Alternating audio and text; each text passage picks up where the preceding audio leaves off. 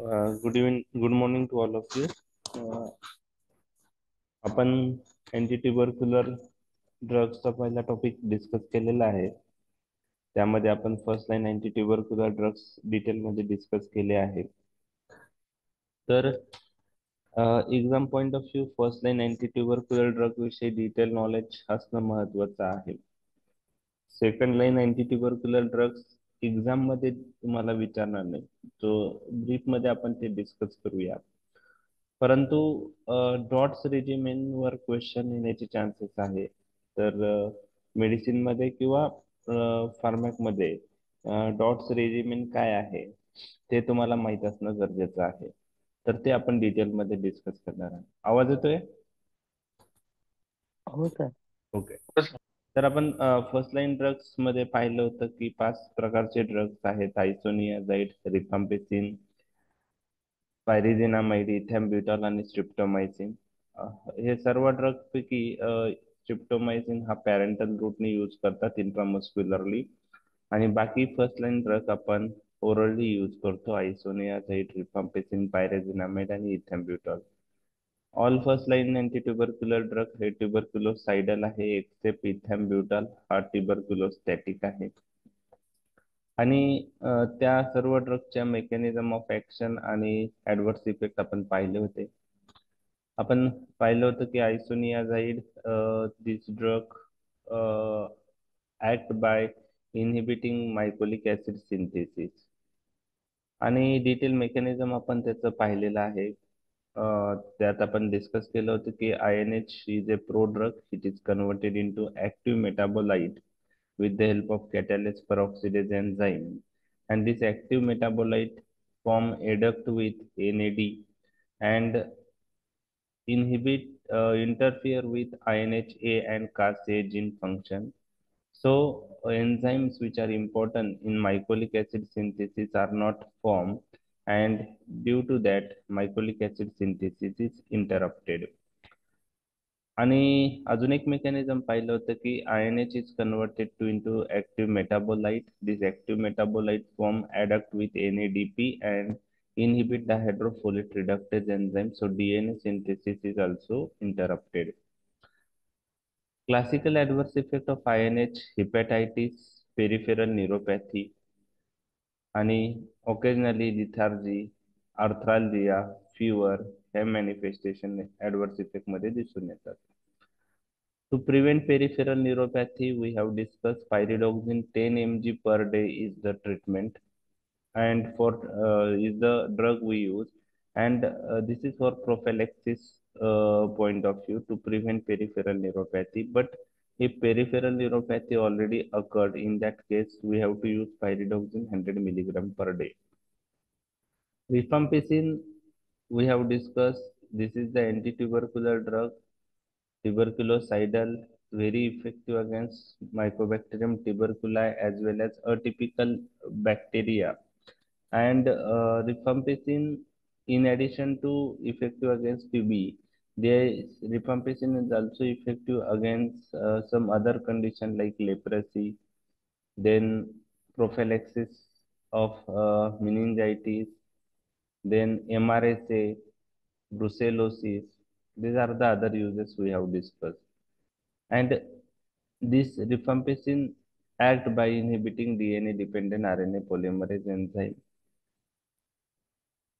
There are various adverse effects of rifampicin we have discussed, like hepatitis, harmless orange discoloration of body fluid like urine, tears, sweat, abdominal syndrome, flu-like syndrome, respiratory syndrome, cutaneous syndrome.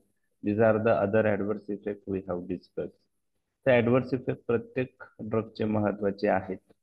Pyridinamide, this is the drug mainly used in intensive phase because it is more effective when there is a inflammation, and that's why in the initial phase of tuberculosis management we use pyridinamide. In continuation phase we are not using pyridinamide, and this is also drug act by inhibiting mycolic acid synthesis by inhibiting fatty acid synthase 1 enzyme. Adverse effect, hepatitis and hyperuricemia. These are the important adverse effects. So, anti-tubercular drug which produce gouty arthritis. Drug is pyrazinamide and another is ethambutol. Next drug we have discussed ethambutol. It also act by inhibiting mycolic acid synthesis by inhibiting arabinosyl transferase enzyme, and it is a tuberculostatic drug we use in combination with other drugs to produce sputum conversion to prevent development of resistance. And classical adverse effect, retroverbal neuritis, also we can call it optic neuritis, and red green color blindness is important manifestation. Decreased visual acuity is another manifestation. And ethambutol, that's why previously considered contraindicated below 6 years, but nowadays it is used in all age including children, but we have to take precaution. Periodic eye examination is important with ethambutol. Another adverse effect is hyperuricemia. Please remember ethambutol and streptomycin do not produce hepatitis. So isoniazid, rifampicin, and pyrazinamide. These drugs produce hepatitis. So in adverse effect, you have to mention all these things, or you should be clear in adverse effect. These are the classical adverse effect. And last drugs we have discussed streptomycin. Parentally, we use aminoglycoside act by inhibiting protein synthesis. Initiation of protein synthesis is inhibited. There is a misreading of mRNA codon, inhibit polysome formation, and ototoxicity, nephrotoxicity, neuromuscular paralysis. These are the classical adverse effect of streptomycin, and its dose we have to use this drug according to the creatinine clearance. If there is renal impairment, we have to decrease the dose because its excretion depends. It does not undergo metabolism, excreted unchanged, and its excretion depends on the creatinine clearance. तर हे पाच anti tubercular drug जे आहेत ते तुमचे डिटेलमध्ये माहीत असणं गरजेचं आहे. म्हणजे ऍटलिस्ट टीबी मध्ये मॅनेजमेंटमध्ये तुम्हाला ह्या ड्रगचं नॉलेज असणं गरजेचं आहे. बाकी पार्ट आता यामध्ये डॉट्स थेरपी एक लक्षात ठेवायचं. बाकी second line anti tubercular drugs नाही लक्षात ठेवले तरी चालू शकतात. हे पाच first line anti tubercular drug चांगले करा आणि DOTS regiment. The regiment in brief तुम्ही करू शकता. तर आता second line anti tubercular drugs कडे जाऊया. These are less effective and or less well tolerated anti TB drugs. तर इफेक्टिव्हनेस कमी आहे, टॉलरेटेड पॉइंट ऑफ व्ह्यू ते लेस टॉलरेटेड आहेत. आणि कधी यूज करतात ते, जर फर्स्ट लाईन अँटी ट्युबरक्युलर ड्रग्सला रेजिस्टन्स डेव्हलप झाला असेल, किंवा first line anti tubercular drug tolerate होत नाहीये, किंवा first line anti tubercular drug contraindicated आहेत. तर ज्यावेळेस first line anti tubercular drug आपण यूज करू शकत नाही आणि काही कारणामुळे, त्यावेळेस second line anti tubercular drug आपण first line anti tubercular drug जे कॉन्ट्रा इंडिकेटेड आहे ते सोडून बाकी first line anti tubercular drug बरोबर हे second line anti tubercular drug आपण ऍड करतो. आता यामध्ये कोणकोणते ड्रग आहेत, तर second line anti tubercular drugs कोणकोणते आहेत ते आपण पाहणार आहे. तर ऑलरेडी आपण फर्स्ट लाईन, एक मिनिट हा,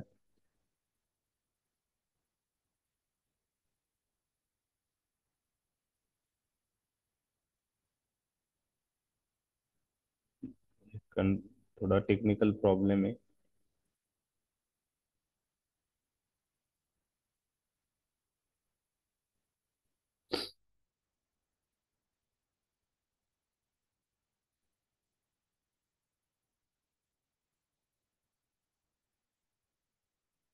तुम्हाला दिसतंय? हो सर. हो सर. ठीक आहे. बाकी याच्यामध्ये हे नाही होते. ठीक आहे. दुसऱ्या मतलब पेन पॉइंटर येत नाहीये, टेक्निकल इश्यू आहे. ठीक आहे, आपण कंटिन्यू करूया. स्लाइड दिसते. तो जो पहिला ग्रुप आहे फर्स्ट लाईन मध्ये, पाच ड्रग तुम्हाला माहिती आहे, आयसोनियाझाइड, रिफाम्पिसिन. ऍक्च्युली फर्स्ट लाईन मध्ये पाच ड्रग येतात, पण ह्या क्लासिफिकेशन मध्ये फर्स्ट लाईन ओरल म्हणलंय. त्यामुळे त्यात स्ट्रिप्टोमायसिन मेन्शन नाही केला, पण तो फर्स्ट लाईन ड्रग आहे. ओके, आयसोनियाझाइड, रिफाम्पिसिन, पायरिझिनामाइड, इथेम्बिटॉल हे फर्स्ट लाईन ओरल ड्रग आहे, आणि स्ट्रिप्टोमायसिन हा फर्स्ट लाईन ड्रग आहे, फक्त पॅरेंटल आहे. तर तो इंजेक्टेबल ग्रुपमध्ये टाकलाय. म्हणजे इंजेक्टेबल मध्ये स्ट्रिप्टोमायसिन आणि बाकी अमायनो ग्लायकोसिड. इंजेक्टेबल मध्ये अँटी टीबी मध्ये कोणते ड्रग येतात, तर त्यामध्ये स्ट्रिप्टोमायसिन, कॅनामायसिन, अमिकॅसिन, कॅप्रिओमायसिन म्हणजे अमायनो ग्लायकोसाइड ग्रुप आहे. त्याला आता हे अनदर क्लासिफिकेशन आहे. मी जे क्लासिफिकेशन डिस्कस केलं ते लक्षात ठेवलं तरी चालेल. तिसरा ग्रुप त्यांनी फ्लोरोक्विनोलॉनचा दिलेला आहे. तर लिओफ्लॉक्झासिन, ओफ्लॉक्झासिन, मॉक्झिफ्लॉक्झासिन, सिप्रोफ्लॉक्झासिन आपले ते डिटेलमध्ये डिस्कस झालेले आहे. चौथा group other second line drugs मध्ये कोणकोणते, सेकंड लाईन ओरल ड्रग्स अजून त्यामध्ये इथिओनामाइड, प्रोथिओनामाइड, सायक्लोसेरिन, टेरिझिडॉन, पॅरा अमायनो सॅलिसॅलिक ऍसिड त्याला आपण पास म्हणतात, आणि रिफाम्पिसिनचे मॉडिफाईड फॉर्म आहे रिफाब्युटिन, रिफापेंटिन ते आहेत. आणि ग्रुप 5 मध्ये अनक्लिअर इफिकेसी ड्रग्ज दिलेले आहेत. त्यात आता रिसेंटली ते जर आधीचे ड्रग्जला कॉन्ट्राइंडिकेशन आहे, रेजिस्टन्स हा डेव्हलप झालेला आहे, तर हे ड्रग आपण यूज करतो. त्यामध्ये बेडाक्विलिन नावाचा ड्रग आता जे गव्हर्नमेंट सेटअप आहे तिथं ते अवेलेबल आहे रुटीनली. क्लिनिकल प्रॅक्टिसमध्ये हा बेडाक्विलिन, प्रायव्हेट प्रॅक्टिसमध्ये तो म्हणजे इझिली अवेलेबल नाहीये. गव्हर्नमेंट सेटअपलाच तो बेडाक्विलिन यूज होतो. तर बेडाक्विलिन म्हणजे हा रिझर्व ड्रग आहे बेडाक्विलिन. ओके. आणि त्यानंतर क्लॅरिथ्रोमायसिन, क्लोफाझिमाइन, लिनेझोलाइड, कोॲमॉक्झिक्लाव म्हणजे अमॉक्झिसिलिन क्लॅव्हलिनिक ऍसिड, इमिपिनिम सिलास्टॅटिन कॉम्बिनेशन जे कार्बापिनिम्स आपण पाहिले होते बीटा लॅक्टम मध्ये, ते सर्व ड्रग हे अनक्लिअर इफिकेसी ग्रुपमध्ये येतात. तर बेडाक्विलिन ऍटलिस्ट तुम्हाला माहित पाहिजे, कारण गव्हर्नमेंट सेटअपमध्ये त्याचा यूज होत आहे. रेजिस्टन्स केसेसमध्ये पेशंटला आपण बेडाक्विलिन यूज करतो. त्यानंतर क्लॅरिथ्रोमायसिन, क्लोफाझिमाइन. आता हे क्लोफाझिमाइन अँटी लेप्रसी ड्रग आहे, पण त्याला आता anti tubercular point of view ही यूज होतात. ओके. बाकी antibiotic linezolid, amoxiclav, clavulanic acid आणि इमापिनिम सिलास्टेसिन हे अनक्लिअर इफिकेसी असणारे ड्रग आहेत. तर first line anti tubercular drug जे आहेत ते फार महत्वाचे आहेत. ओके. आता हे डिटेलमध्ये second line anti tubercular drug मध्ये मी डिटेल जाणार नाही, जस्ट तुम्हाला ब्रीफ मध्ये डिस्कस करतोय. अमिकॅसिन आणि कॅनामायसिन हे जे ड्रग्ज आहेत, ओके, अमिकॅसिन अँड कॅनामायसिन हे अमायनो ग्लायकोसाइड्स आहेत. ओके. आता हे अमायनो ग्लायकोसाइड स्ट्रिप्टोमायसिन सारखेच ऍक्ट होतात, protein synthesis inhibition. Streptomycin first line anti tubercular drug आहे, बाकी अमायनो ग्लायकोसाइड जसे कॅनामायसिन, अमिकॅसिन हे second line anti tubercular drug आहे. ओके. तर many streptomycin resistant and multi drug resistant strain of Mycobacterium tuberculosis remains sensitive to kanamycin amikacin. One of these two drugs is mostly included in the regimen of multi-drug resistant tuberculosis during intensive phase. जर ज्या पेशंटला multidrug resistant tuberculosis develop झालेला आहे, MDR TB आपण म्हणतो, त्या पेशंटमध्ये जे regimen देतो त्यामध्ये amino glycoside second line point of view जे ड्रग आहे त्यातलं एक ड्रग आपण यूज करतो. म्हणजे आयदर कॅनामायसिन किंवा अमिकॅसिन पैकी एक यूज करू शकतो. ओके. तर RNTCP जे गाईडलाईन्स आहे, revised national tuberculosis control programme, तर ते कॅनामायसिन प्रेफर करतात ओव्हर अमिकॅसिन, बिकॉज कॅनामायसिन हे लेस एक्सपेन्सिव्ह आहे. तर गव्हर्नमेंट सेटअपमध्ये कॉस्ट इफेक्टिव्हनेसला जास्त प्रेफरन्स दिला जातो. त्यामुळं कॅनामायसिन आणि अमिक ऍसिड मध्ये RNTCP गाईडलाईन्स मध्ये कॅनामायसिनचा यूज जास्त यूज होतो. ऍडव्हर्स इफेक्ट आपल्याला माहितच आहे, ओटोटॉक्झिसिटी आणि नेफ्रोटॉक्झिसिटी. ओके. ओटोटॉक्झिसिटी पॉइंट ऑफ व्ह्यू हे ड्रग्स लेस वेस्टिब्युलर टॉक्झिक आहे दॅन हिअरिंग लॉस. ओके. तर पेशंट जेव्हा अमायनो वर शिफ्ट करतो आपण, तर पेशंटला आपण ऍडवाइस काय करायचं की रिनल फंक्शन टेस्ट आणि ऑडिओमेट्री रेग्युलरली त्याचे इव्हॅल्युएशन झालं पाहिजे. तर कॅनामायसिन ॲमिकॅसिन आपण मल्टी ड्रग रेजिस्टंट ट्युबरक्युलोसिस मध्ये दोघांपैकी एक ड्रग ऍड करतो. तर मल्टी ड्रग रेजिस्टंट टीबी म्हणजे काय आणि त्याच्यात कोणते ड्रग यूज करतात हे पुढे येणारच आहे. ओके. आता हा कॅप्रिओमायसिन पण अमायनोग्लायकोसाइड्स आहे, पण केमिकली अमिकॅसिन किंवा कॅनामायसिन पेक्षा वेगळा आहे.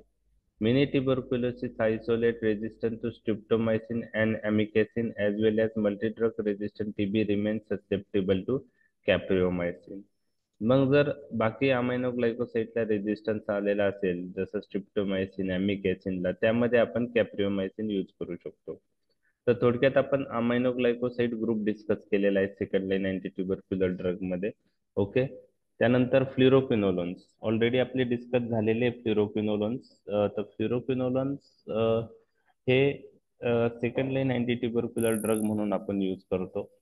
फ्लुरोक्विनोलोन्स वेल टॉलरेटेड ड्रग आहेत आणि मेकॅनिझम ऑफ ऍक्शन तुम्हाला आठवते का फ्लुरोक्विनोलोनची? कसं ऍक्ट होतात फ्लुरोक्विनोलोन? डीएनए गायरेज इनिबिट करून okay, DNA gyrase. Okay, DNA gyrase किंवा टोपाइसोमरेज 4. तर these are bactericidal drug. DNA gyrase enzyme inhibit करतात आणि ज्यावेळेस मल्टी ड्रग म्हणजे ड्रग रेजिस्टंट ट्युबरक्युलोसिस आहे त्यावेळेस एमडीआर टीबीच्या ट्रीटमेंटमध्ये आपण कॅनामायसिन अमायनोग्लायकोसाइड यूज करतो, तसं फ्लुरोक्विनोलोनही यूज आता करतात. तर ड्रग रेजिस्टंट ट्युबरक्युलोसिस मध्ये आपण हे ड्रगचा यूज होतो. त्याचप्रमाणे अटिपिकल मायकोबॅक्टेरिया जे आहेत, मायकोबॅक्टेरियम एव्हियम कॉम्प्लेक्स, मायकोबॅक्टेरियम फोर्टिटम आणि काही अटिपिकल, त्यांच्या ट्रीटमेंटसाठीही आपण फ्लुरोक्विनोलोन यूज करतो. आता ट्युबरक्युलोसिस जर अटिपिकल मायकोबॅक्टेरियाने झाला असेल तर त्या कोणत्या ऑर्गॅनिझमने होतो त्याच्यानुसार आपण ते ड्रग सिलेक्ट करतो. तर एक्झाम पॉईंट ऑफ व्ह्यू तुम्हाला अटिपिकल मायकोबॅक्टेरियम इन्फेक्शन जे आहे त्याची ट्रीटमेंट विचारले जाण्याची शक्यता नाहीये. त्या फक्त एक लक्षात घ्या की टिपिकल मायकोबॅक्टेरिया जर टीबी झालेला असेल तर कोणता टिपिकल मायकोबॅक्टेरियन झालाय त्याच्या अगेन्स्ट कोणते ड्रग इफेक्टिव्ह आहे त्याच्यानुसार ती रेजिमेंट डिसाईड केली जाते. तर यामध्ये फ्लुरोक्विनोलोन्स मध्ये मॉक्झिफ्लॉक्झिसिन जे आहे म्हणजे Mycobacterium tuberculosis point of view जर विचार केला तर जो टिपिकल मायकोबॅक्टेरिया आहे त्याच्या अगेन्स्ट कोणते फ्लुरोक्विनोलोन्स इफेक्टिव्ह आहे, तर activity point of view moxifloxacin is highest effective in that case, followed by levofloxacin, ofloxacin, ciprofloxacin. आणि atypical point of view, ciprofloxacin is more effective than levofloxacin. Okay, so it is a key component of MDR-TB except when bacilli are resistant. आणि RNTCP 2016 guidelines मध्ये levofloxacin is included in the standard regimen of MDR TB. म्हणजे aminoglycoside, kanamycin, amikacin, capreomycin किंवा fluoroquinolone आपण ते जर drug बॅसिलाय जर sensitive असेल तर आपण एमडीआर टीबीच्या ट्रीटमेंटसाठी हे दोन्ही ड्रग्स इन्क्लूड केलेले आहे. तर आपण जेव्हा एमडीआर टीबीची रेजिमेंट बघू त्यावेळेस तुमच्या लक्षात येईल. ओके. याविषयी आता इथेनॉमाइड विषयी डिटेलमध्ये लक्षात ठेवायची गरज नाही. 1956ला इंट्रोड्यूस झाला. काही अटिपिकल मायकोबॅक्टेरियाच्या अगेन्स्ट पण इफेक्टिव्ह आहे, मॅकच्या अगेन्स्ट इफेक्टिव्ह आहे. Okay. It acts by inhibiting mycolic acid synthesis. Mechanism of action is similar to that of isoniazid. It is converted into active metabolite and inhibit mycolic acid synthesis. खूप सारे adverse effect आहे इथेनॉमाइडचे.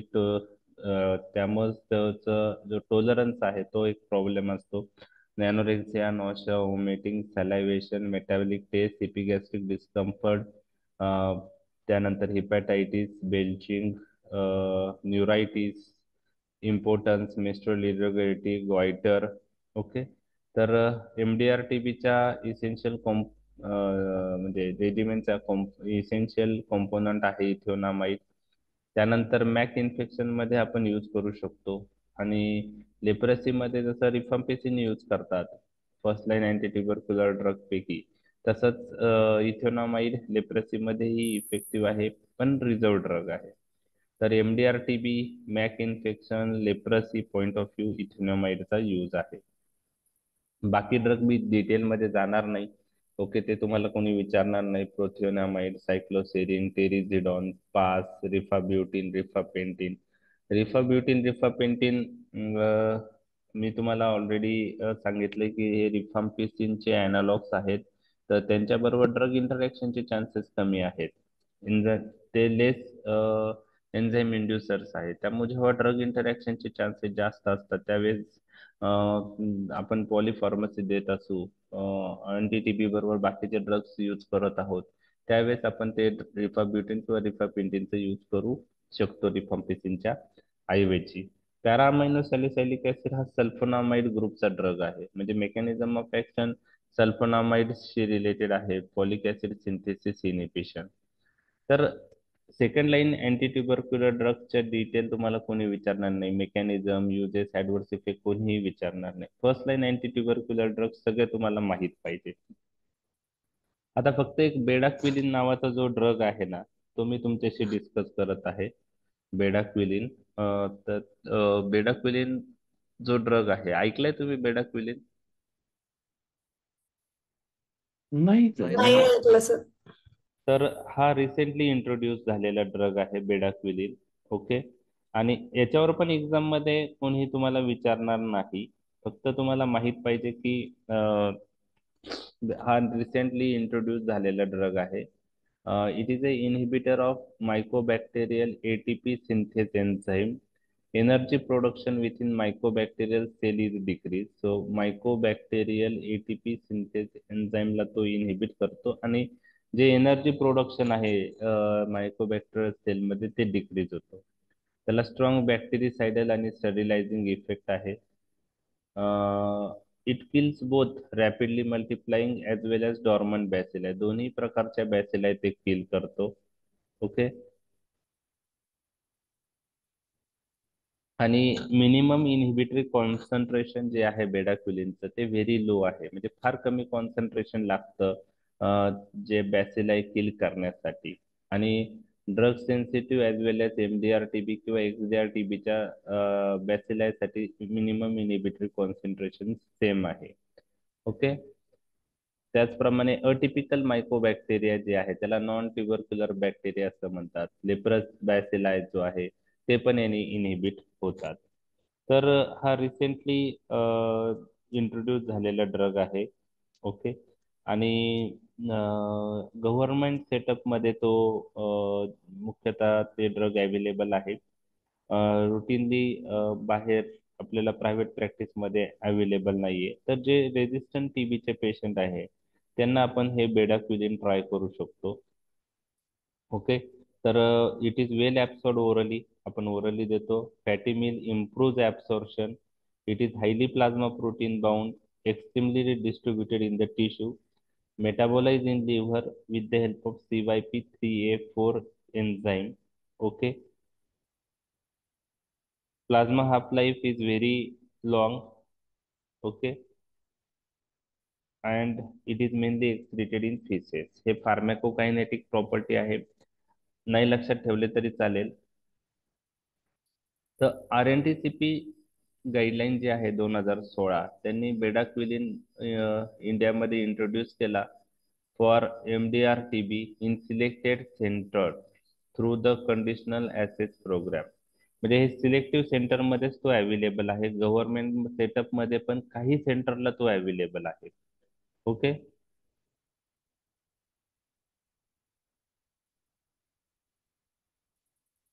तर त्याचे adverse effect nausea, headache, arthralgia, QT prolongation आणि hepatotoxicity. आता त्याला काही bedaquiline देताना काही रिकमेंडेशन दिलेले आहे. पहिला आहे, it should be use only for pulmonary multi drug resistant TB in adult above 18 years. Above 18 years मध्येच आपण यूज करतो. आणि पल्मनरी टीबी तो पण मल्टी ड्रग रेजिस्टंट टीबी असेल तर. आता मल्टी ड्रग रेजिस्टंट टीबी म्हणजे काय मी तुमच्याशी डिस्कस करणार आहे. एमडीआर टीबी असेल त्यावेळेस आपण तो यूज करतो. Okay. Women patient should be non pregnant and willing to remain non pregnant during the bedaquiline therapy.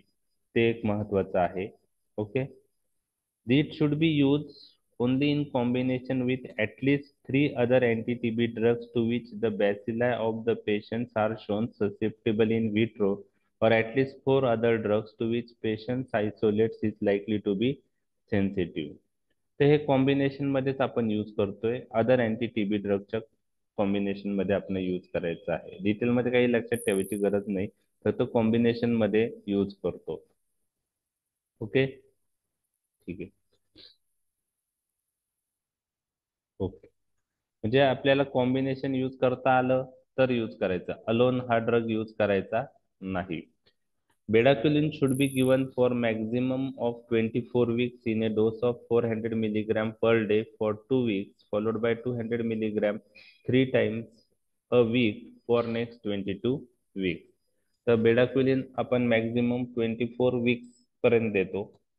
म्हणजे ड्युरेशन ऑफ थेरपी जी बेडाक्विलिनची आहे ती 24 वीक्स आहे. ओके. तर डोस त्याचा 400 मिलीग्रॅम पर डे आपण देणार for 2 weeks. Okay.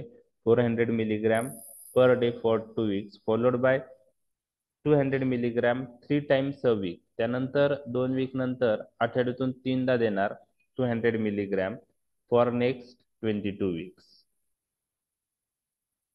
Okay. Each bedaquiline tablet should be swallowed whole with meals.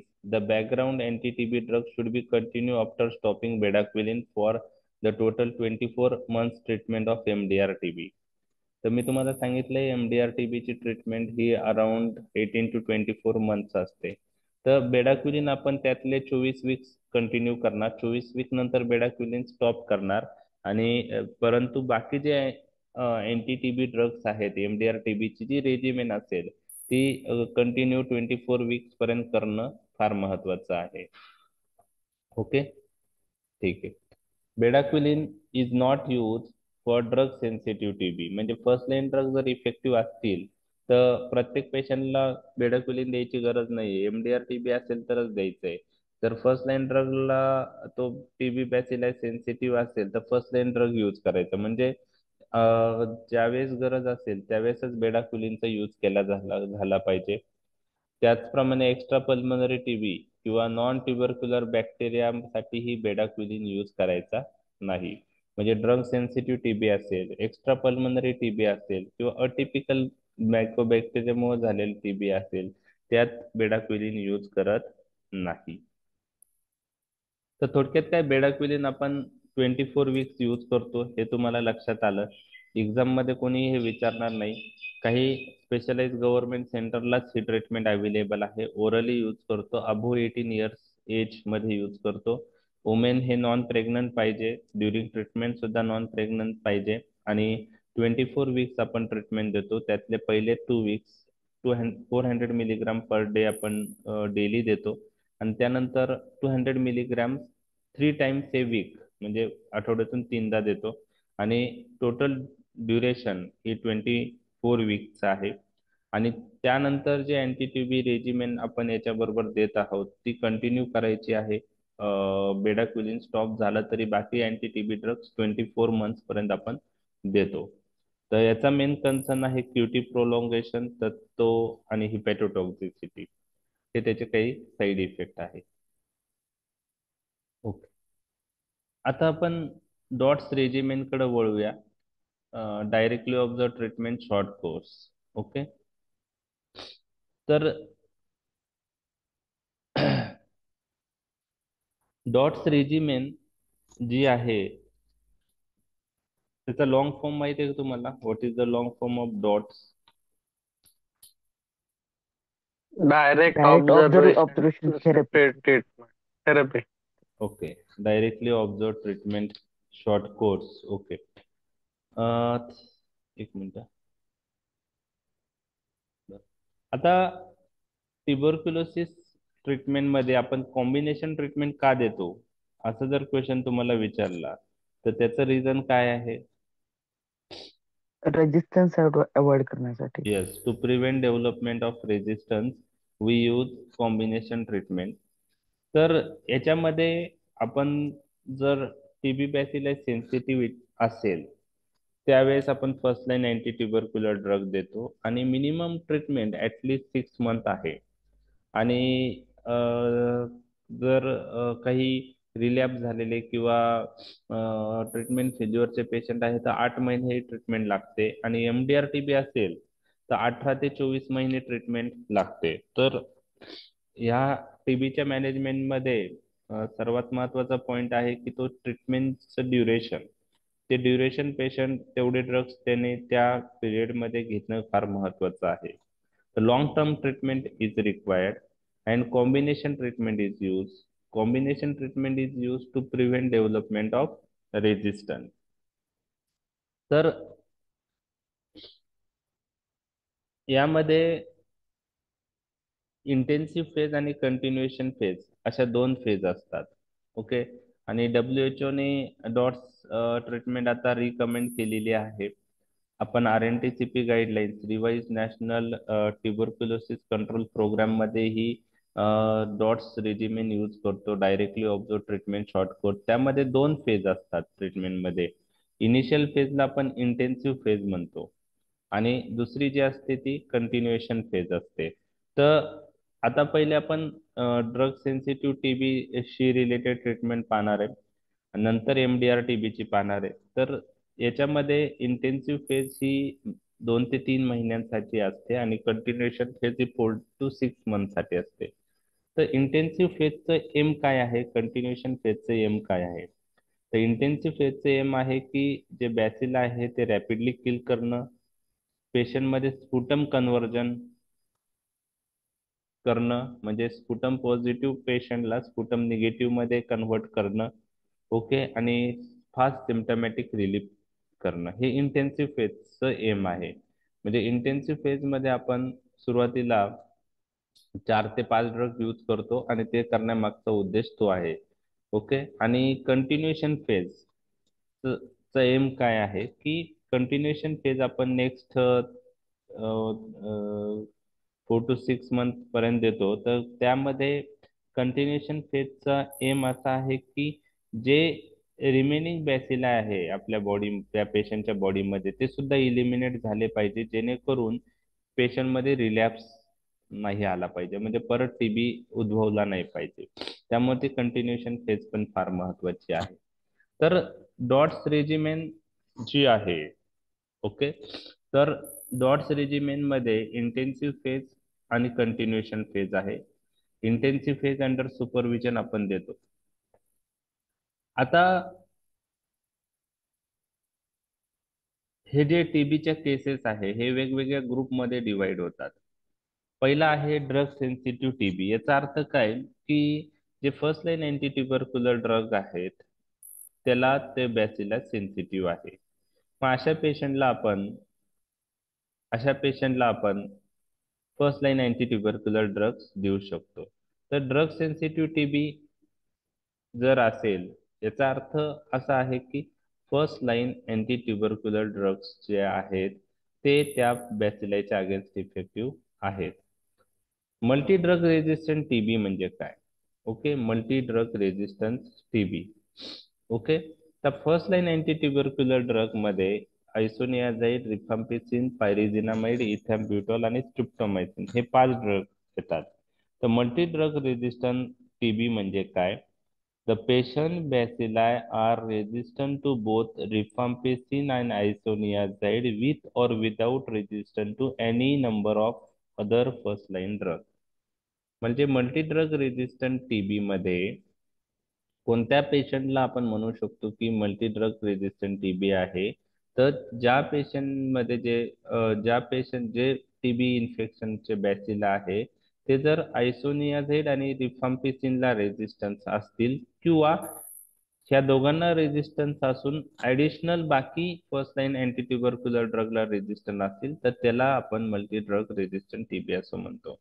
म्हणजे मल्टी ड्रग रेजिस्टंट टीबी मध्ये first line anti tubercular drug मध्ये रेजिस्टन्स ऍटलीस्ट कोणत्या दोन ड्रगला पाहिजे? Rifampicin, isoniazid. आयसोनियाझाइड. रिफाम्पिसिन आणि isoniazid with or without remaining drug. म्हणजे आता एखाद्या पेशंटला इथॅम्ब्युटॉल स्ट्रिप्टोमायसिनला रेजिस्टन्स आहे, परंतु रिफाम्पिसिन आणि आयसोनियाझाइडला रेजिस्टन्स नाहीये, तर अशा ड्रगला आपण एमडीआर टीबी म्हणू शकतो का ती केस? नाही. नाही.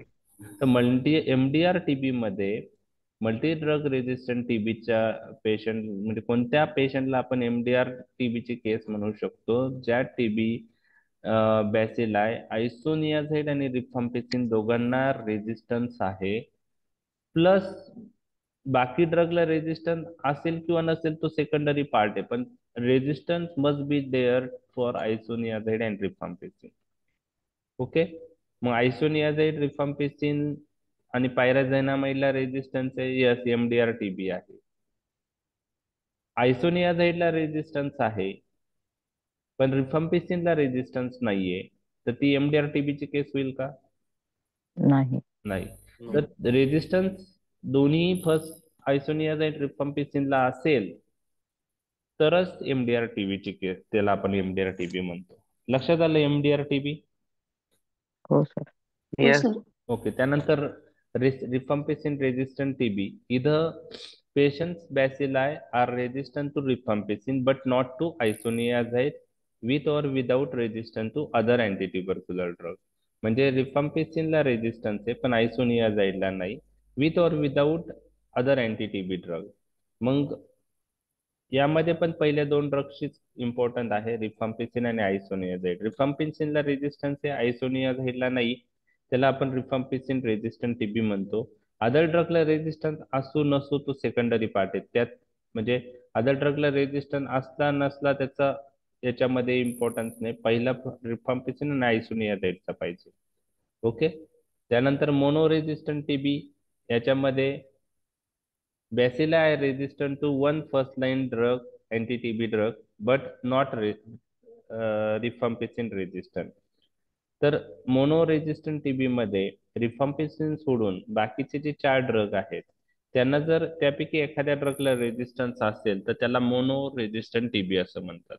मोनो रेजिस्टंट टीबी म्हणजे आयसोनियाझाइडला रेजिस्टन्स आहे त्याला मोनो रेजिस्टंट ट्युबरक्युलोसिस म्हणतात. पायरिझिनामाइडला आहे त्याला पण म्हणू शकतो आपण, किंवा फक्त इथॅम्ब्युटरला आहे किंवा फक्त स्ट्रिप्टोमायसिनला आहे. रिफाम्पिसिन सोडून बाकी 4 जे ड्रग आहेत त्यांना जर रेजिस्टन्स असेल तर मोनो रेजिस्टंट टीबी. फक्त रिफाम्पिसिनला असेल तर रिफाम्पिसिन रेजिस्टंट टीबी असं आपण एक नॉमेनक्लेचर केलेलंच आहे वेगळं. तर नेक्स्ट आहे पॉलीड्रग रेजिस्टंट टीबी. आता एमडीआर टीबी आणि पॉलीड्रग रेजिस्टंट टीबी मध्ये काय फरक आहे? ओके, तर पॉलीड्रग रेजिस्टंट टीबी म्हणजे आता मोनो ड्रग रेजिस्टंट टीबी मध्ये एका ड्रगलाच रेजिस्टन्स होता आपण पाहिलं. पॉलीड्रग रेजिस्टंट टीबी मध्ये एकापेक्षा जास्त ड्रगला रेजिस्टन्स आहे. Patient bacilli are resistant to more than one first line anti TB drug except both rifampicin and isoniazid resistant. जे पॉलीड्रग रेजिस्टंट टीबी मध्ये एकापेक्षा जास्त ड्रगला रेजिस्टन्स आहे, परंतु कोणाला नाही आहे सायमल्टेनियसली? रिफाम्पिसिन रिफाम्पिसिन आणि आणि आयसोनियाझाइड. आयसोनियाझिड. रिफाम्पिसिन आणि आयसोनियाझाइडला सायमल्टेनियसली रेजिस्टन्स असेल तर त्याला आपण काय म्हणणार? एमडीआर. MDR TB. हे पॉलीड्रग रेजिस्टंट टीबी. आणि एक्सडीआर टीबी आता जो कन्सर्न आहे, एक्सटेन्सिव्हली ड्रग रेजिस्टंट टीबी, याच्यामध्ये एमडीआर टीबीची जी केस आहे म्हणजे ज्यात आयसोनियाझाइडला रेजिस्टन्स आहे आणि रिफाम्पिसिनला रेजिस्टंट आहे, प्लस ऍडिशनली जर रेजिस्टन्स थिरोक्विनोलोन्स आणि अमायनोग्लायकोसाइड इंजेक्टेबल ड्रग जे आहेत सेकंड लाईन त्याला असेल तर त्याला एक्सडीआर टीबी म्हणतात. म्हणजे एक्सडीआर टीबी मध्ये एमडीआर टीबीचीच केस आहे, प्लस रेजिस्टन्स कशाला डेव्हलप झालेला आहे? थिरोक्विनोलोन्स आणि सेकंड इंजेक्टेबल लाईन ड्रग म्हणजे सेकंड लाईन इंजेक्टेबल म्हणजे कोण आहे त्याच्यात? अमायनोग्लायकोसाइड. इंजेक्टेबल म्हणजे कॅप्रिओमायसिन, कॅनामायसिन, अमिकॅसिन आहे. ओके, कॅप्रिओमायसिन आहे. तर ह्या 4 ड्रगला जर रेजिस्टन्स डेव्हलप झालेला असेल तर त्याला आपण काय म्हणतो? Extensively drug resistant TB. म्हणजे एमडीआर टीबी ची नेक्स्ट स्टेज जी आहे ती एक्सडीआर टीबी आहे. मग एक्सडीआर टीबी मध्ये एमडीआर टीबीला जसं रेजिस्टन्स होतात, एमडीआर टीबी मध्ये आयसोनियाझाइड रिफाम्पिसिनला, इथं पण आयसोनियाझाइड रिफाम्पिसिनला रेजिस्टन्स आहे, प्लस थिरोक्विनोलोन्सला रेजिस्टन्स आहे, प्लस इंजेक्टेबल म्हणजे अमायनो ग्लायकोसाइडला रेजिस्टन्स आहे. तर अशा 4 ट्युबरक्युलोसाइडल ड्रगला रेजिस्टन्स जर असेल तर त्याला आपण काय म्हणतो? X D R TB. X D R TB. लक्षात आलं? Yes sir. एमडीआर टीबी कुणी तुम्हाला विचारलं किंवा एक्सडीआर टीबी विचारलं तर ते माहित पाहिजे तुम्हाला.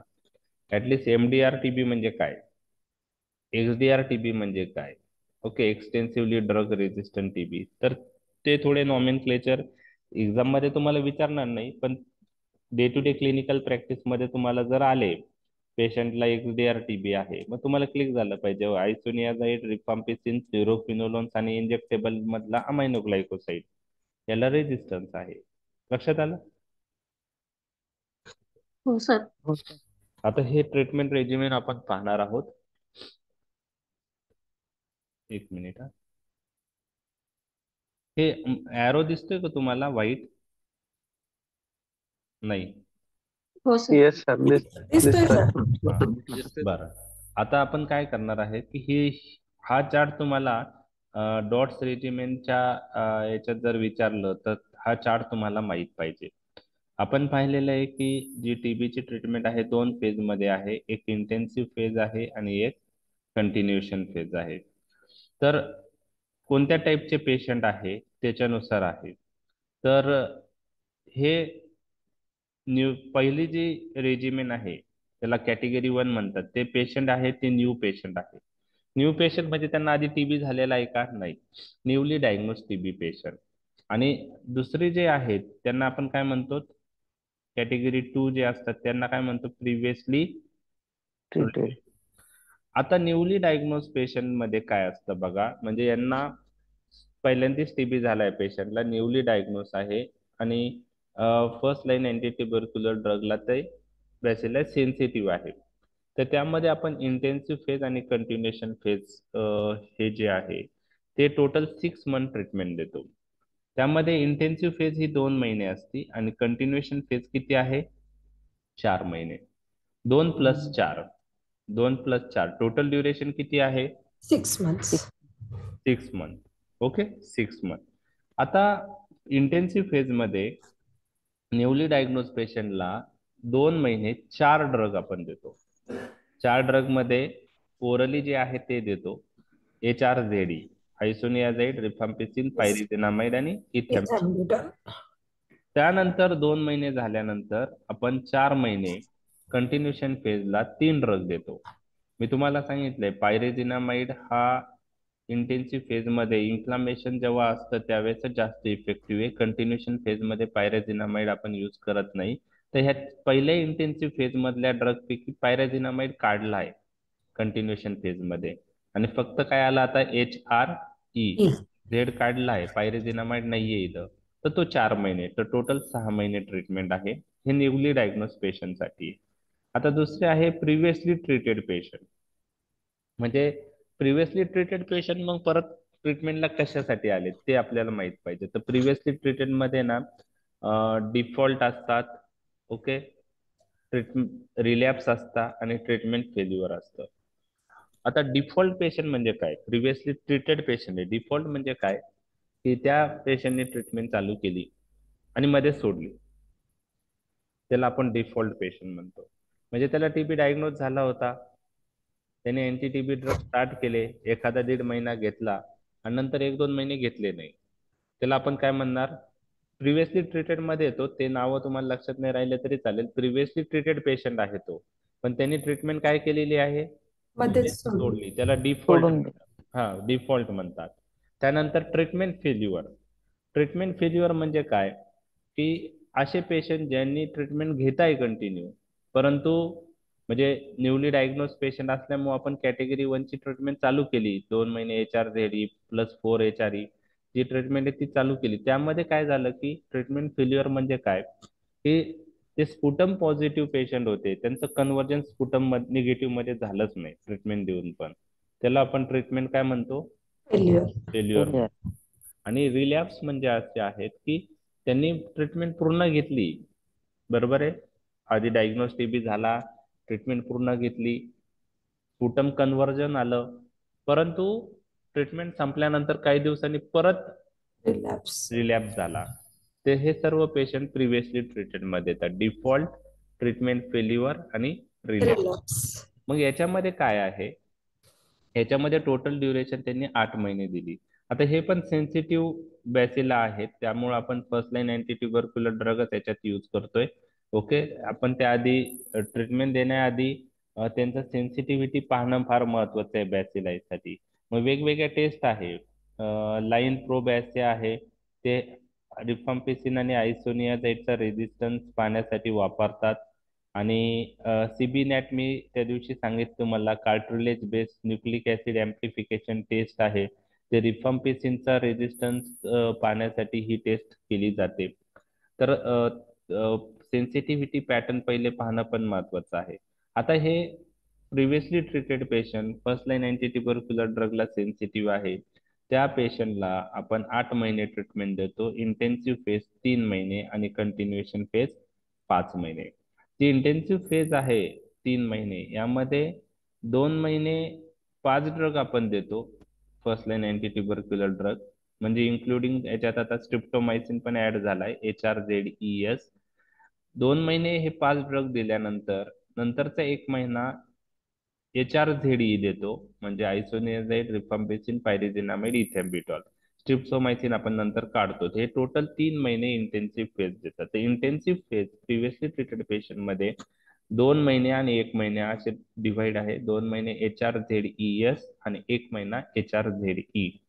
ही झाली 3 महिने ट्रीटमेंट. आणि नंतर 5 महिन्यासाठी कंटिन्युएशन फेजला HRE देतो, झेड काढतो त्यातला, पायरिझिनामाइड. तर कंटिन्युएशन फेज मध्ये 3 ड्रग यूज होत आहे, हे तुम्हाला लक्षात आलेलं आहे. कंटिन्युएशन फेज मध्ये कोणते ड्रग यूज होत नाही, पायरिझिनामाइड Pyrazinamide use नाही होत. Pyrazinamide नाही होत. आणि स्ट्रिप्टोमायसिन. Streptomycin नाही होत. हो. हे झालं प्रिव्हियसली ट्रीटेड पेशंटसाठी 6 to 8 मंथ ट्रीटमेंट, बरोबर. आता सॉरी 8 मंथ, प्रिव्हियसली ट्रीटेड साठी 8 मंथ ट्रीटमेंट. ओके, आता हे डोस आहे, पर केजी डोस इथं मेन्शन केलेले आहे. त्रिपाठीत पण हे आहे, आयसोनियाझाइड, रिफाम्पिसिन, पायरिझिनामाइड, इथॅम्ब्युटॉल, स्ट्रिप्टोमायसिन. तर आयसोनियाझाइड 5 मिलीग्राम पर केजी डोस आहे, रिफाम्पिसिन 10 मिलीग्राम पर केजी आहे, पायरिझिनामाइड 25 मिलीग्राम पर केजी आहे, इथॅम्ब्युटॉल 15 मिलीग्राम पर केजी आहे, आणि स्ट्रिप्टोमायसिन 15 मिलीग्राम पर केजी आहे. तर सगळे पाचच्याच पाड्यातले आहे पहा, 5, 10, 15, 25, बरोबर. जर आपण आता हे कसं लक्षात ठेवायचं, तर आपण समजा आपल्या 5 ड्रग आहे, आपल्या हाताचे बोट आहे, अंगठ्याला आयसोनियाझाइड म्हणूया, नेक्स्ट जे इंडेक्स फिंगर आहे त्याला रिफाम्पिसिन अंगठ्याच्या बाजूचं, पायरिझिनामाइड थर्ड फिंगर, इथॅम्ब्युटल चौथं, आणि स्ट्रिप्टोमायसिन 5वं. तर याच्यामध्ये जे आयसोनियाझाइड आहे सगळ्यात कमी लेंथ आहे अंगठ्याची 5, त्याच्या बाजूला रिफाम्पिसिन 10, मधलं बोट सगळ्यात मोठं असतं म्हणून पायराझिनामाइडचा डोस 25 आपण लक्षात ठेवू शकतो मॅक्झिमम. आणि इथॅम्ब्युटल, स्ट्रिप्टोमायसिन चौथं आणि 5वं फिंगर ते 15-15 लक्षात ठेवायचं. तर पायराझिनामाइडचा सर्वात जास्त पर केजी डोस आहे 25 mg पर केजी. आता हे डोस तुम्हाला कोणी विचारणार नाही, लक्षात ठेवायला सोपं आहे. 5, 10, 15, 5, 10, 25, 15, 15, 5, 10, 25, 15, 15 पर केजी डोस आहे. आता तुम्ही आताचे जी ट्रीटमेंट रेजिमेन जी पाहिलेली आहे, पहिले AKT4 टॅबलेट अवेलेबल होत्या, ऐकलंय तुम्ही AKT4? हो सर. हो Yes, सर. sir. हो. आता AKT4 पहिले काय व्हायचं की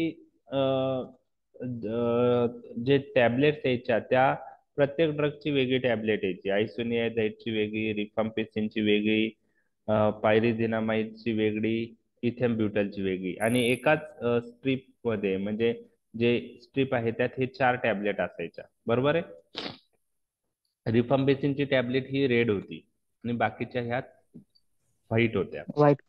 तर रिफाम्पिसिनची रेड याच्या मागचा उद्देश असा होता की ती ओळखू यावी म्हणून, कारण food interferes with absorption of rifampicin. मग त्यांनी काय केलं की रिफाम्पिसिन हे जे आहे ते जेवणाच्या आधी ती टॅबलेट घ्यावी आणि जेवण झाल्यावर बाकीच्या 3 टॅबलेट द्याव्या, असं त्या मागचा उद्देश होता 184 मध्ये. तर आता सिनेरिओ चेंज झालेला आहे. म्हणजे त्यावेळेस आपल्याला कॉम्बिनेशन ट्रीटमेंट तर घ्यायची आहे, नो डाऊट, बरोबर.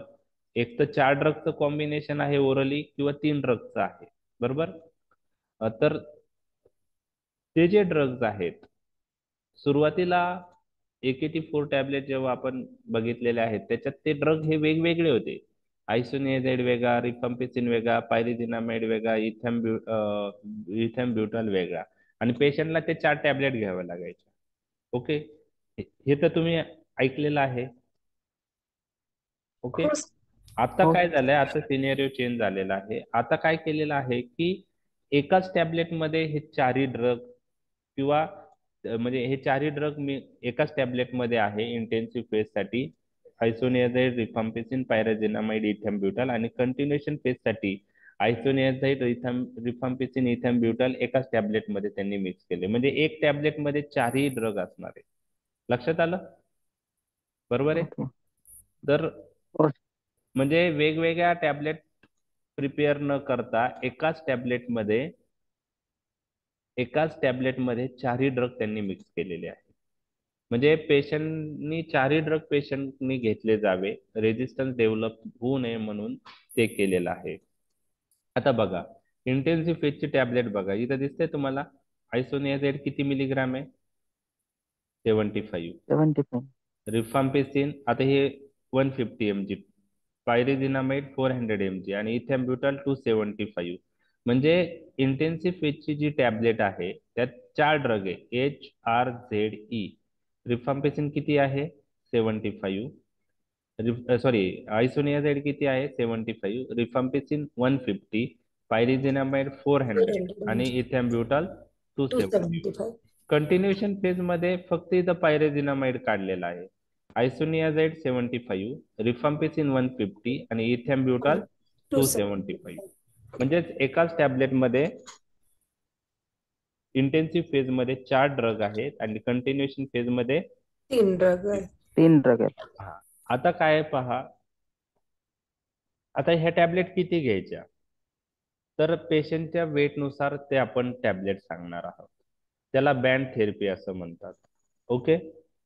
जे RNTCP 2016च्या गाईडलाईन्स मध्ये आता फिक्स डोस कॉम्बिनेशनचे जे टॅबलेट आहे ते आपण according to the weight of the body weight of the patient देतो. म्हणजे आता ही टॅबलेट आहे, ती काय फक्त एक एक टॅबलेट नाही द्यायची, पेशंटचं वेट किती त्याच्यानुसार आहे, बरोबर आहे. पेशंटचं वेट किती आहे त्याच्यानुसार नंबर ऑफ टॅबलेट्स आहेत. ओके. जर वेट, आता हे पहा, 25 to 39 kgचा रेंज मध्ये जर वेट असेल, 25 to 39, तर टॅबलेट इंटेन्सिव्ह फेजला किती देतो आपण, 2 2, आणि 2. कंटिन्युअसला पण 2 2 देतो. 2. 40 ते 54 असेल 3 आहे. ओके. 55 ते 69 असेल तर 4 आहे, आणि मोर दॅन 70 असेल तर 5 आहे. 5. म्हणजे याच्यात नंबर ऑफ टॅबलेट जरी ड्रग मिक्स केले एका याच्यात तरी पण नंबर ऑफ टॅबलेट्स आपल्याला एकापेक्षा जास्तच घ्यावा लागत आहे. फक्त एकच जास्त. आहे की सगळे ड्रग एकाच टॅबलेट मध्ये मिक्स केल्यामुळं पेशंटला 4ही ड्रग्स, त्या पॅसीला 4ही ड्रगला एक्सपोज होतो. पहिले काय व्हायचं की 4 पैकी वेगवेगळे ड्रग होते, रिफाम्पिसिन घेतला, आयसोनियाझाइड घेतला, बाकीचे घेतलेच नाही, मग 2 ड्रग पेशंटला पेशंट घेतच नाही, असं असं असं असं होत होतं.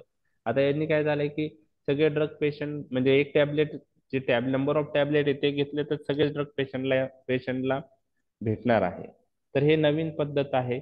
याच्यामध्ये हा चार्ट तुम्हाला माहित पाहिजे. ओके. म्हणजे 2 3 4 5 लक्षात ठेवायला सोपं आहे, फक्त तो जे बॉडी वेट ची कॅटेगरी आहे 25 ते 39, 40 ते 54, 55 ते 69, ओके, ते तुम्हाला लक्षात ठेवायचं आहे. ओके, ते 15-15चं केजीचा जो ग्रुप केलेला आहे तो लक्षात ठेवायचा आहे. तर हा चार्ट फार महत्वाचा आहे जेव्हा तुम्ही डॉट्स रेजिमेंट लिहिणार आहात ही, बरोबर आहे. त्यानंतर डोस पॉइंट ऑफ व्ह्यू हे महत्वाचं आहे. लक्षात आलं. Okay sir. आणि RNTCP मध्ये पहिले वन्स डेली पण ड्रग द्यायचो किंवा थ्राईस विकली पण देतो, पण आता WHO किंवा RNTCP गाईडलाईन्स नुसार आपण डेलीच ड्रग देतो टीबीच्या पेशंटला. ठीक आहे. तर हे झालं RNTCP ची गाईडलाईन्स. आता MDR TB चे जे हे आहे ट्रीटमेंट, ओके, तर MDR-TB चे हे जर एवढा चार्ट जरी लक्षात ठेवला तरी तुम्हाला माहित. आता MDR-TB मध्ये रेजिस्टन्स कशाला असतो? आयसोनियाझाइड आणि फॅम्पिसिन. रिफाम्पिसिन, बरोबर आहे. मग बाकीचे जे ड्रग आहेत, आता याच्यात पहा इंटेन्सिव्ह फेज किती महिने आहे? 6 to 9. हा. आणि कंटिन्युएशन फेज किती आहे? 18 months. हा. मग आता MDR-TB मध्ये आयसोनियाझाइड नाही, रिफाम्पिसिन नाही, मग बाकीचे दोन ड्रग ऍड केलेले आहेत पहा. फर्स्ट लाईन इथेम्ब्युटल ऍड केलाय, पायरिझिनामाइड ऍड केलाय. लक्षात आलं हे दोन? येस. ओके. आता हे दोन ऍड केल्यानंतर मी तुम्हाला सांगितलं होतं फ्लुरोक्विनोलोन पण ऍड केला आहे आणि अमायनोग्लायकोसाइड पण इंटेन्सिव्ह फेजला ऍड केलेला आहे. मग फ्लुरोक्विनोलोन पहा इथं आहे का? लिओफ्लोक्झासिन आहे. अमायनोग्लायकोसाइड कोणता आहे? कॅनामायसिन. Kanamycin. म्हणजे हे 4 ड्रग तर तुमच्या लक्षात आले. टोटल 6 ड्रग आहे. आणि बाकीच्या दोन मध्ये राहिलेले इथिओनामाइड आणि सायक्लोसेरिन. सायक्लोसेरिन. तर हे 6 ड्रग आहे. हे 6 ड्रग आहे. पायरिझिनामाइड, इथॅम्ब्युटॉल, कॅनामायसिन, लिओफ्लोक्झासिन, इथिओनामाइड आणि सायक्लोसेरिन. Cycloserine. हा. आता कंटिन्युएशन फेज मध्ये 4 ड्रग कंटिन्यू केलेत त्यांनी. कोणते दोन काढलेत? पायराझिनामाइड आणि पायरेझिनामाइड. Kanamycin. हा, पॅराझिनामाइड तर आपण काढतोच कंटिन्युएशन फेज मध्ये. कॅनामायसिन. आणि Kanamycin. दुसरं जो ड्रग आपल्याला Injectable. इंजेक्टेबल आहे तो काढलेला आहे. मग पायरेझिनामाइड काढला आणि कॅनामायसिन काढला. मग बाकीचे कंटिन्यू आहे. लिओफ्लोक्झासिन कंटिन्यू आहे, इथिओनामाइड कंटिन्यू आहे, सायक्लोसेरिन कंटिन्यू आहे आणि इथेम्ब्युटल. कंटिन्यू. ओके ओके, ठीक. तर हे RNTCP regiment multi drug resistant TB साठी आहे. पायरिडॉक्सिन 100 mg पर डे देतो. आता आयसोनियाझाइड इथं यूज नाही होत, पण काही बाकीचे ड्रग्स पण पेरिफेरल न्यूरोपॅथी करतात. त्याच्यामुळे पायरिडॉक्सिन त्यांनी तिथं 100 mg पर डे ऍड केलेला आहे. तो तुम्ही मेन्शन केला नाही केला, पण तुम्हाला इंटेन्सिव्ह फेजचे 6 to 9 month, continuation phase 8 month, intensive फेजचे 6 ड्रग आणि कंटिन्युएशन फेजचे 4 ड्रग हे माहीत असणं गरजेचं आहे. ओके.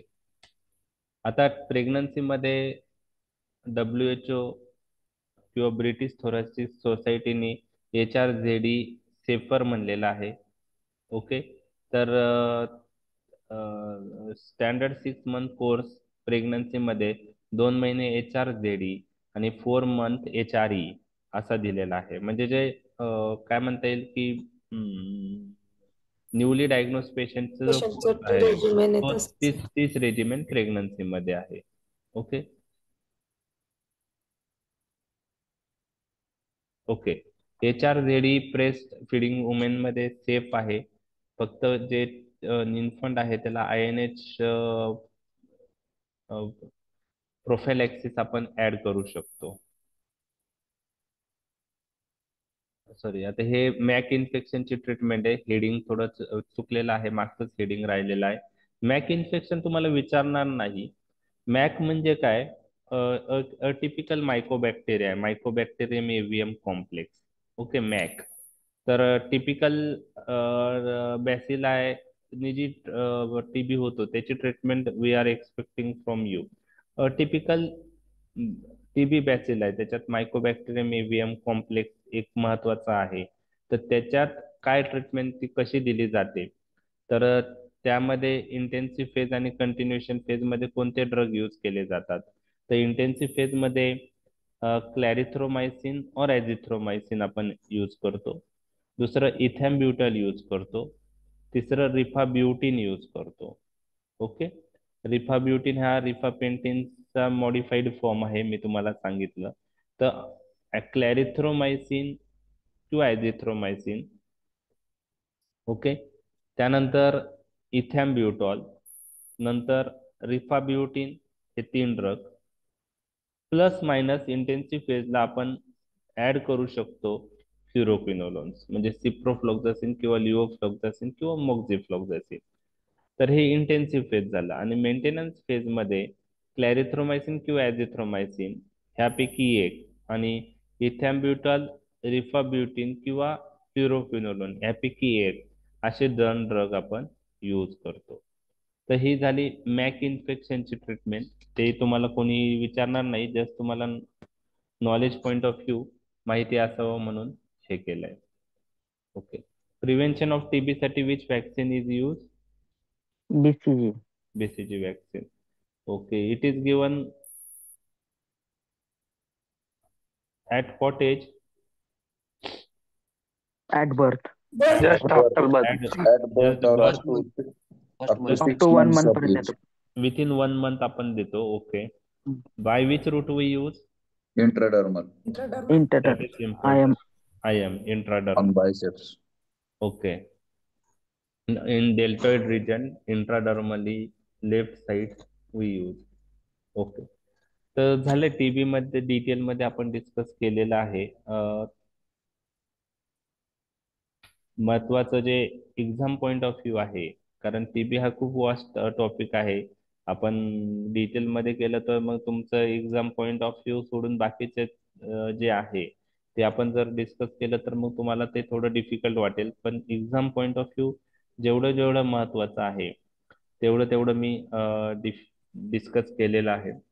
यानंतर आपण टॉपिक पाहणार आहे महत्वाचा long question point of view जो आहे मलेरिया. तर मलेरियाचं जे टॉपिक आहे तो समजण्यासाठी तुम्हाला लाईफ सायकल ऑफ मलेरिया माहीत असणं गरजेचं आहे.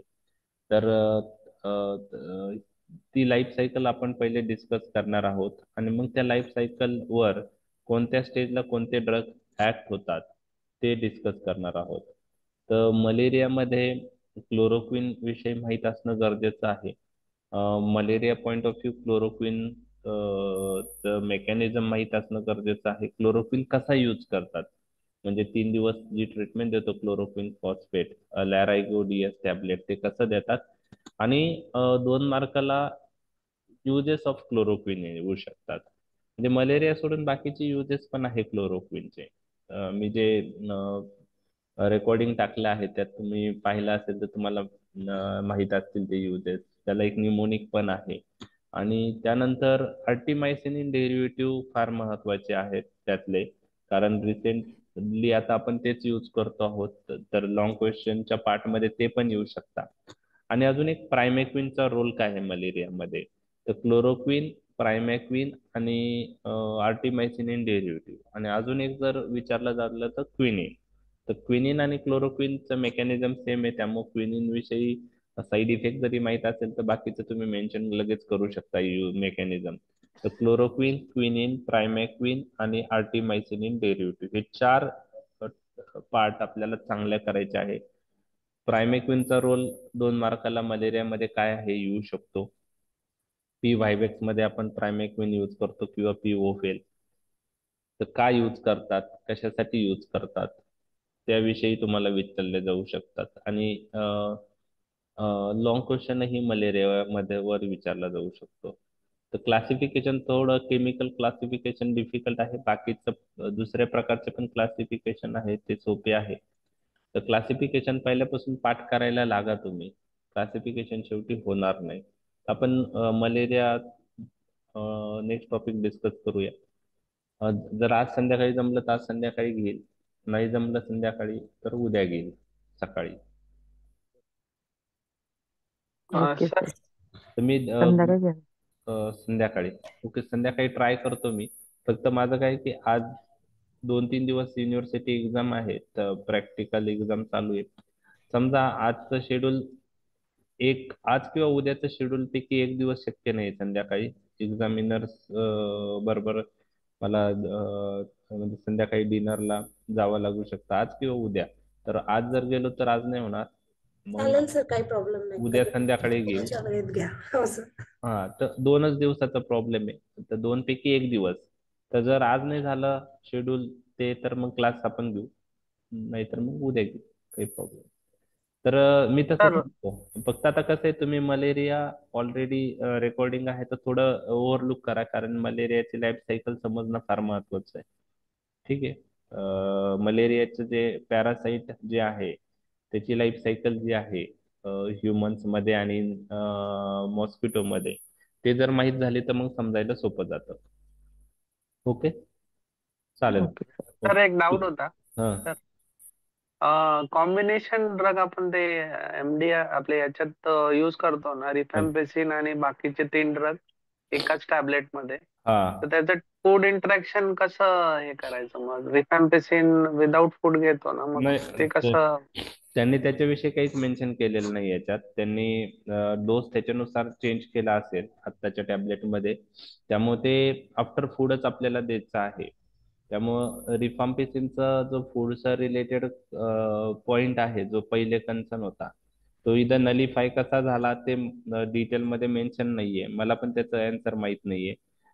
मे बी समजा जो फूड मुळे ऍब्सॉर्प्शन म्हणजे बायोबिलिटी कमी होत असेल, तर मग मे बी डोस मॉडीफाय करून त्यांनी हे केलं असेल का काय, ते एक रिझन असू शकतो. किंवा फूड इंटरॅक्शन सिग्निफिकंट एखाद्या दिवस नसू शकते. कधी कधी काय असतं की फूड इंटरॅक्शन आहे, पण ती सिग्निफिकंट आहे का नाही ते पण महत्वाचं असतं. म्हणजे food delays the absorption of rifampicin आहे, मग ते किती होतं काय होतं ते नंतर जर क्लिअर झालं असेल तर मे बी त्यांनी तो पॉइंट कन्सिडर नसन केला. आता याच्यामध्ये आपल्याला सगळे टॅबलेट एकत्रच देणार आहे, म्हणजे एकच वेळेस देणारे ड्रग, एका टॅबलेटमध्ये 4ही ड्रग आहे. त्यामुळे ते आपण मोस्टली जेवणानंतरच देतो अँटी टीबी ड्रग. त्यामुळं ओके. रिफम्पिसिनच्या ऍब्सॉर्प्शनवर काय इफेक्ट आहे ते क्लिअर ह्या नवीन रेजिमेंट मध्ये आज काही मेन्शन केलेलं नाहीये. Okay sir, thank you. हम्म. काय? आणि सर हे क्लासिफिकेशन आहे ना ते 2 आहे ना, तर त्यातलं मग पहिलंच पहिलं लक्षात केलं, ठेवायचं. पहिलं पहिलं करा, काहीच प्रॉब्लेम नाही. काही हरकत नाही, पहिलं केलं तरी चालेल. दुसऱ्या याच्यात पण तुमचे ते येणारच आहे, फ्लुरोक्विनोलोन्स नाव येणार आहे, अमायनो ग्लायकोसाइड नाव येणार आहे. फक्त आता माझ्या लास्ट वाला ग्रुप एक आहे फक्त. माझ्या याच्यात पहिल्या क्लासिफिकेशन मध्ये सगळेच ड्रग, सेकंड क्लासिफिकेशन मध्ये काही ड्रग जास्त आहे. म्हणजे अमोक्लो अमोक्झिक्लॅव आहे, इमापिनिम सिलास्टॅटिन कॉम्बिनेशन आहे. तर दोन्ही एकत्र करून तुम्ही काय करा, एकच क्लासिफिकेशन करा. म्हणजे पहिल्या क्लासिफिकेशन मध्ये सेकंड लाईन मध्ये डाऊटफुल इफिकेसी ड्रग म्हणून बेडा क्विलिन वगैरे जे ड्रग आहेत, लिनेझोलाइड किंवा अमोक्को अमोक्झिक्लॅव, इमिपिनिम सिलास्टॅटिन, ते तुम्ही ऍड करू शकता. म्हणजे क्लासिफिकेशन त्रिपाठीतलं असलंच पाहिजे असं काही नाही, दोघांचं कॉम्बिनेशन करून तुम्ही दिलं तरी चालू शकतं. तुमचे फक्त ड्रग महत्वाचे त्याच्यात, ड्रग झाले पाहिजे. ओके ठीक आहे, चालेल. Okay. Okay okay. Thank you. Thank you thank you sir, sir. Good day.